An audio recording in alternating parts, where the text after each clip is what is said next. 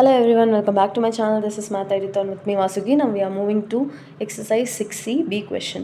So first question la B1 பார்க்க போறோம். So first question la B1 வந்து என்ன கேட்டிருக்காங்கன்னா train sum ஓட கான்செப்ட். So train sum வந்து எல்லாமே வந்து நம்ம ஃபர்ஸ்ட் கான்செப்ட் டீச் பண்ணிடுறேன். எல்லாமே வந்து மீட்டரில் இருக்கணும். ஸோ போத் சம்முக்கு எல்லாமே கிலோமீட்டர் பர் ஹார் இல்லை கிலோமீட்டர் இல்லை ஹார் அப்படின்னு தான் வரும். இங்கே வந்து ஃபுல்லாகவே மீட்டர்ஸில் கொடுத்துருப்பாங்க. ட்ரெயின் சம்ஸ் கவர் பண்ணுறது மீட்டர்ஸில் கொடுத்துருப்பாங்க. சப்போஸ் ட்ரெயினே டிஸ்டன்ஸே வந்து அவங்க 400 அந்த மாதிரி கிலோமீட்டர்ஸ் கொடுத்துருக்காங்க இங்கே. ஸோ கிலோமீட்டர்ஸ் இருந்தால் ஃபஸ்ட்டு யூனிட்ஸ் செக் பண்ணணும். யூனிட்ஸ் சேமாக இருந்தால் அதுவே கண்டினியூ பண்ணிக்கலாம். அப்படி இல்லைனா மெயினாக ட்ரெயின் சம்க்கு மீட்டர்ஸில் கன்வெர்ட் பண்ணுற மாதிரி இருக்கும். ஏன்னா யூனிட்ஸ் வந்து சேமாக இருக்காது எப்பயுமே. ஸோ மீட்டரில் பண்ணும்போது கரெக்டாக உங்களுக்கு ஆன்சர் வந்துடும். ஸோ ஃபஸ்ட்டு கான்செப்ட் டீச் பண்ணிடுறேன். ஸோ டிஸ்டன்ஸ் ஃபார்மில் ஃபஸ்ட்லேருந்தே படிச்சிருப்பீங்க. Distance equal to speed into time.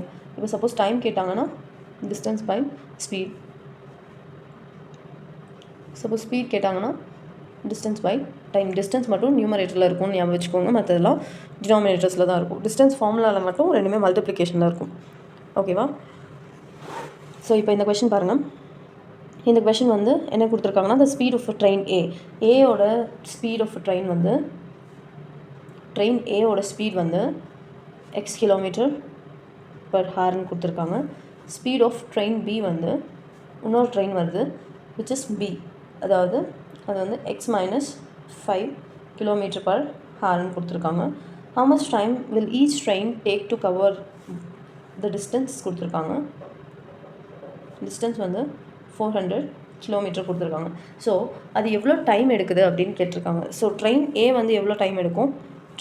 Time of train ஏ வந்து டிஸ்டன்ஸ் பை ஸ்பீடா. ஸோ அது வந்து 400 பை